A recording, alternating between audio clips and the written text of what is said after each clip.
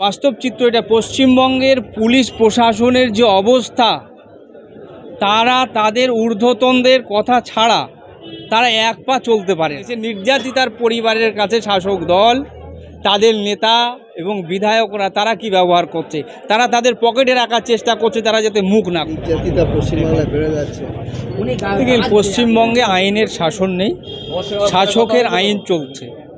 যে যেমনভাবে পাচ্ছে সে আইনকে তোয়াক্কা না করে সেইভাবে আইনের অপব্যবহার করে চলেছে।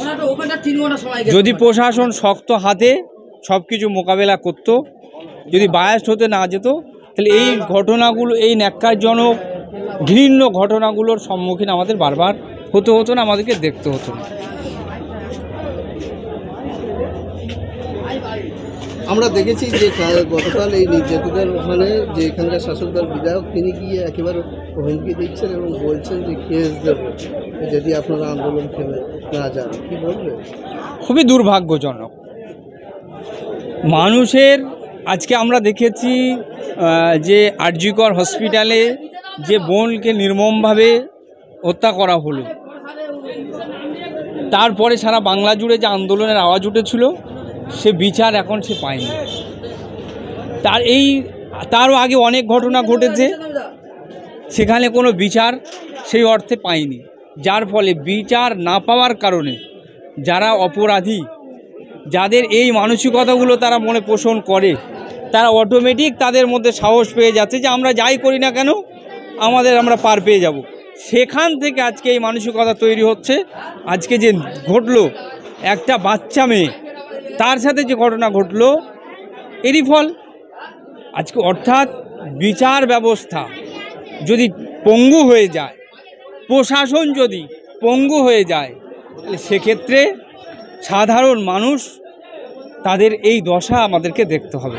আমরা দেখেছি যে একেবারে পাশাপাশি দুটো থানা এবং পাশাপাশি দুটো বিধানসভা, একেবারে থানা বাড়ি দুজন দুদিকে একদম ছোঁড়াছড়ি করলো। কেন বাপ যখন গিয়েছে বাড়ি, তখন বলা হচ্ছে যে আপনি থানায় যান। কী বলবে যদি ডাইরেক্ট অ্যাকশন নিতে? এটা হতো না বলছেন পরিবার। না, এটি তো বাস্তব চিত্র এটা। পশ্চিমবঙ্গের পুলিশ প্রশাসনের যে অবস্থা, তারা তাদের ঊর্ধ্বতনদের কথা ছাড়া তারা এক পা চলতে পারে না। তারা যদি বলে হ্যাঁ হবে হ্যাঁ, না হবে না, অর্থাৎ তারা একেবারে তোতা পাখির মতো তাদের অবস্থা। শুধু প্রশাসন, তাদের নিজস্বতা বলে কিছু নেই। প্রশাসন আজকে শুধু তাদের উর্দিটা গায়ে আছে, কিন্তু সেই সম্মানের যে উর্দি, তাদের সেই সম্মান তারা রাখতে পারছে না। এই জায়গায় পুলিশের যদি সেইভাবে কাজ করতে দিত, পুলিশের যদি সেইভাবে কাজ করার পাওয়ার দিত, তাহলে আমাদের বাংলার প্রশাসন যে অবস্থায় ছিল আগে, তারা কিন্তু এই রকম অপরাধগুলোকে মুহূর্তে তারা ঠিক করে দিতে পারত। কিন্তু তাদেরকে হাত বেঁধে দেওয়া হয়েছে যারা বর্তমান শাসক দল, তাদের বিভিন্ন নেতা নেত্রীরা, তারা এই কাজগুলো করেছে। সুতরাং প্রশাসন আজকে একদম অসহায়। তবে একটা জিনিস, প্রশাসনের চাইলে এরকম ঘটনা রাতারাতি বন্ধ করতে পারে, কারণ প্রশাসনের সেই পাওয়ার, সেই ক্ষমতা আছে, কিন্তু তারা ব্যর্থ।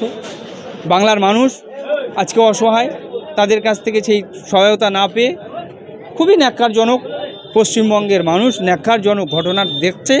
এবং আস্তে আস্তে যে তৈরি হচ্ছে, আমরা চাই যে বাংলা সুরক্ষিত থাকুক, কিন্তু এই শাসক দল এবং সরকারি কিছু মানুষ, তারা যেভাবে মানুষের সাথে প্রতারণা করছে, তবে পার্শ্ববর্তী দেশে যেটা হয়েছে, মানুষ ফুঁসে উঠেছে।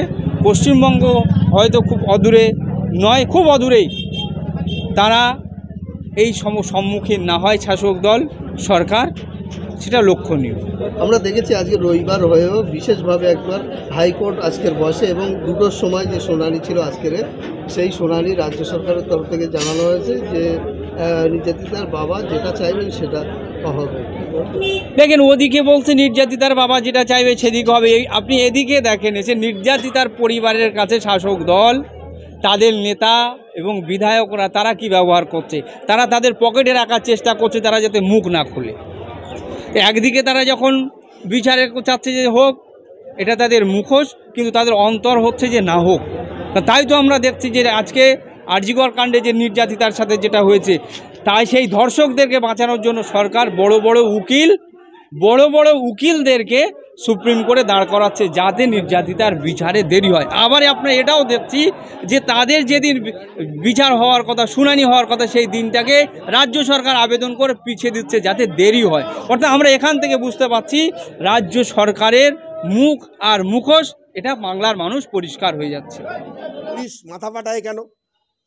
আচ্ছা, সামান্য প্রতিবাদের জন্য 100 বছরের ডার্বি কেন বন্ধ রাখে ওনার পুলিশ? ওনার পুলিশ অন্যায়ভাবে কেন আন্দোলনকারীদের তুলে দেয়? এই ধর্মতলায় এই ডাক্তাররা আমরণ অনশন করছেন, সেখানে বায়ো টয়লেট ব্যবহার করতে দিচ্ছে না কেন ওনার পুলিশ? ওনার পুলিশ হচ্ছে আন্দোলনের বিরুদ্ধে মানুষকে জোর করে গলা টিপে উৎসবে উনি আনতে চাইছেন। সবের ওপর দাঁড়িয়ে ওনার পুলিশ ওনার কথার মান্যতা দিতে গিয়ে উৎসব করাতে চাইছেন। সুতরাং ওনার পুলিশকে জনগণ আর বিশ্বাস করে না। আমি মনে করি পুলিশ যদি সঠিক না হয়, তাহলে জনগণ যেভাবে পুলিশকে আজকে শপথ বাক্য পাঠ করাচ্ছে বিভিন্ন জায়গায়, বাঁশরী থানায় কি হয়েছে, পে লোডার দিয়ে ওই বাচ্চাটা মারা গেছে, তারপরে পুলিশ জনগণ গিয়ে পুলিশের ওপরে চড়াও হয়েছে। আমি মনে করি সেটা খারাপ হয়েছে, কিন্তু পুলিশ কি পারতো না নিরাপত্তা দিতে? পুলিশ কি পারতো না আরজি করে নিরাপত্তা দিতে? পুলিশ কি পারতো না সঙ্গে সঙ্গে এই এফআইআরটা করতে, এই থানা ওই থানা না ঘুরিয়ে 0 এফআইআর করতে? পুলিশ অনেক কিছুই পারতো, কিন্তু পুলিশ করে না। কারণ পুলিশ জল মাপে। পুলিশ জল মাপে কোন নেতার লোক, কোন মন্ত্রীর লোক। আপনাকে মনে রাখতে হবে কথাটা, বিশেষ করে সাউথের এই থানাগুলোতে, বারুইপুর থেকে শুরু করে একদম ওই নামখানা পর্যন্ত জল মেপে পুলিশ কাজ করে। এই সাউথ 24 পরগনার প্রতিটা থানায় এই ধরনের কাজকর্মগুলো হয়। কোথায় দুর্নীতি নেই? থানার মধ্যে সব থেকে বেশি দুর্নীতি চলে, প্রতিটা সাউথ 24 পরগনা থানার মধ্যে। এই জয়নগর থানা আমাদের একটা কেসে রিপোর্ট দিয়েছিল যে সেখানে 6 মাসে 37 খানা সেখানে হচ্ছে আপনার আর্মস কেস রয়েছে। তারপরেও তারা বলছে পুলিশ ভালো কাজ করছে। সেখানে অর্ধেক কেসে পুলিশ নিজেই বলছে কারোর এগেনস্টে ওয়ারেন্ট আছে, কাউকে ধরা যাচ্ছে না, কেউ বাংলাদেশে চলে গেছে, কেউ অন্যান্য জায়গায় চলে গেছে। সেই রিপোর্ট আমার কাছে রয়েছে, এই জয়নগর থানা, সেই রিপোর্ট আমার কাছে রয়েছে। আজকে এই পুলিশ বড় বড় কথা বলে, কারণ হাইকোর্টের ধাক্কায় তারা সেই রিপোর্টটা দিতে বাধ্য হয়েছে। হাইকোর্টে মামলা হয়েছিল এবং সেই মামলা এখনো পেন্ডিং রয়েছে। সুতরাং পুলিশের ওপর মানুষের আর কোনো বিশ্বাস নেই। পুলিশ এখন গুন্ডাদের শেল্টার দিচ্ছে। সুতরাং মানুষকে তাদের দাবি আদায় করে নিতে হবে। পুলিশ যদি কোনো অন্যায় করে, অবিচার করে, মানুষ তার জবাব দেবে এবং আইন আদালত খোলা আছে। আমি মনে করি সঠিক বিচার নির্যাতিতা পাবে। এই মহামান্য আদালত থেকেই আমরা অবশ্যই সেই দিকে তাকিয়ে থাকব। না, আমি কোনোভাবেই উৎসবে ফিরছি না। আমার ফেরার কোনো আশাও নেই, মানে ইচ্ছাও নেই। কারণ এই পরিস্থিতিতে দাঁড়িয়ে আমি মনে করি আমি উৎসবের বিরুদ্ধে নই, কারণ আমিও মানুষ, আমিও সমাজে বাস করি। কিন্তু উৎসবে আনন্দ করার সেই মানসিকতা, যখন আমি দেখছি জ্যান্ত উমারা ধর্ষিত হয়ে যাচ্ছেন সেই অসুরদের হাতে, এবং তারা কখনোই মা দুর্গা তাদেরকে বধ করতে পারছেন না, এখানে মানে অসুররা বুক ফুলিয়ে ঘুরে বেড়াচ্ছে, সেখানে আমার উৎসবে ফেরার ইচ্ছাটা নিজের মনের মধ্যে থেকে অনেকটাই চলে গেছে।